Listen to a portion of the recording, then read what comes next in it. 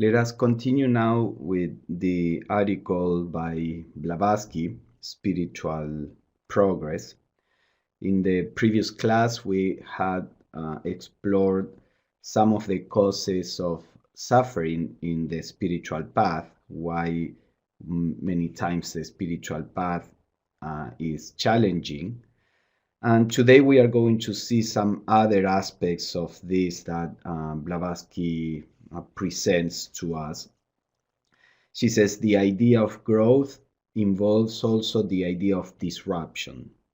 The inner being must continually burst through its confining shell or encasement, and such a disruption must also be accompanied by pain, not physical but mental and intellectual.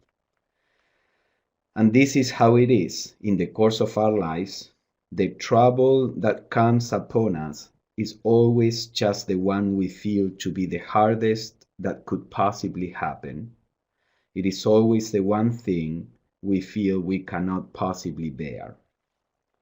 So let's look at this cause of suffering in the spiritual path. She's talking here about growth as a disruption or a breaking through this confining shell or encasement.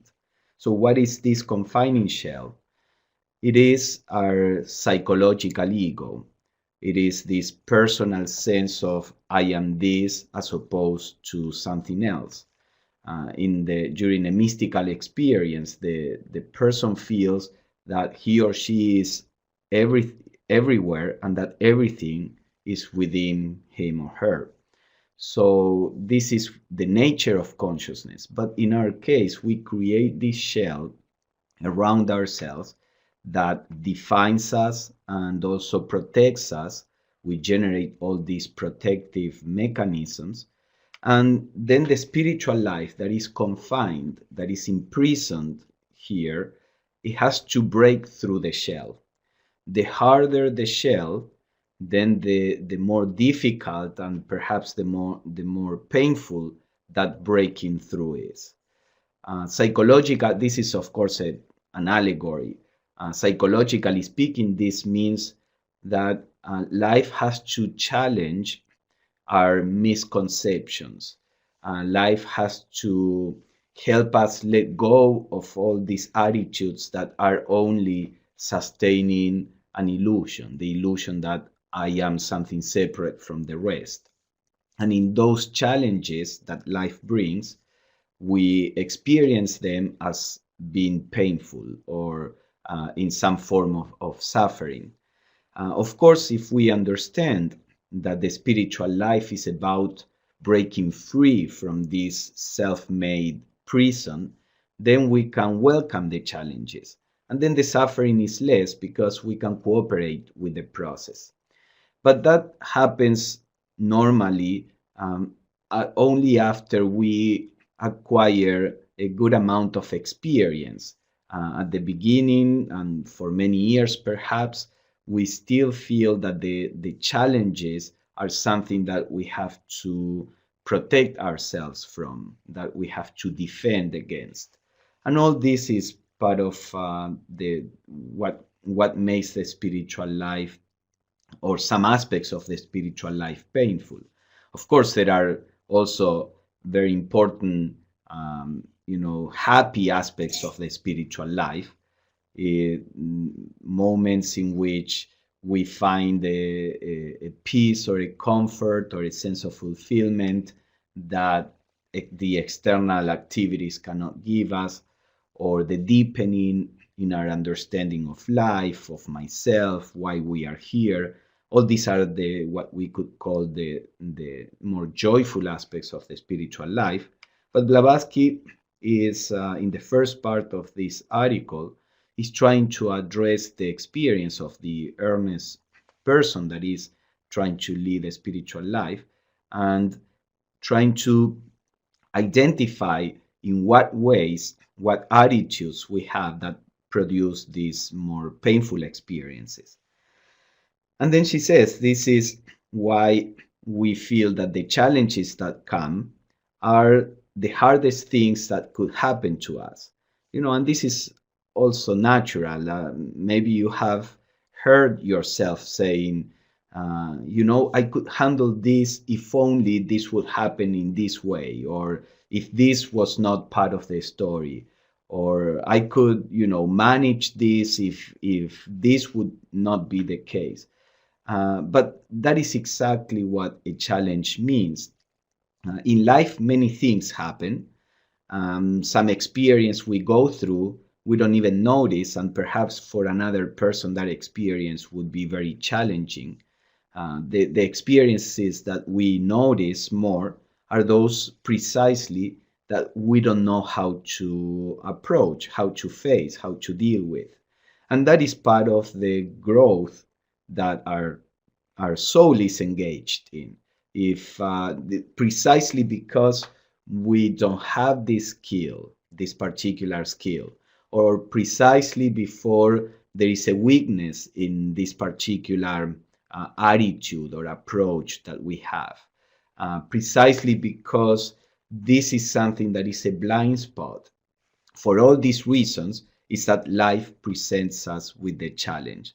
And it's only natural that we will feel that this is, the, like Blavatsky is saying here, the worst thing that could happen to us, that this is exactly the thing that we don't know how to handle. When that happens, just remember that it is precisely because of the difficulty that this experience is valuable. So then she says, if we look at it from a wider point of view, we shall see that we are trying to burst through our shell at its one vulnerable point, that our growth must progress evenly throughout, just as the body of a child grows in all directions at once, regularly and imperceptibly. People's tendency is to cultivate each part separately, neglecting the others in the meantime. Every crushing pain is caused by the expansion of some neglected part, which expansion is rendered more difficult by the effects of the cultivation bestowed elsewhere. This is another interesting concept. We tend to grow in an unbalanced way. Mainly, I think because we have this tendency to do what is naturally easy for us, what is pleasant. So, for example, people who have an intellectual attitude, that are born with an intellectual nature, naturally tend to go through the path of least resistance, let's say, and keep increasing their intellectual nature. Because this is easy, and because this is easy, it is enjoyable. And then they may go through life deepening more and more, strengthening more and more the intellectual nature, and many times to neglecting other aspects of our beings, the emotional aspect or the physical aspect, whatever may be the case. So in overdeveloping one aspect and leaving the other aspect neglected, we are growing in an unbalanced way. So then the spiritual life, which is about a holistic growth, we have to develop all the aspects of ourselves, will bring some kind of challenge, so that we need to engage with the world, in this example, for example, emotionally or physically, being very busy doing physical stuff. Or the same may be said with people who are too emotional and they neglect the intellectual aspect of life, whatever the case. So she says, in every case, the problem is that we overdevelop some aspect and neglect the other. This is why in the Theosophical approach, we always try to promote a holistic approach. A holistic practice. We all have a tendency, and that is perfectly fine. But let us not get stuck in that tendency. Let us explore other aspects of our being, try to develop all these other aspects so that we can grow in a more wholesome way. And if we do so, then there are less occasions for this suffering that comes out of the lack of balance, basically.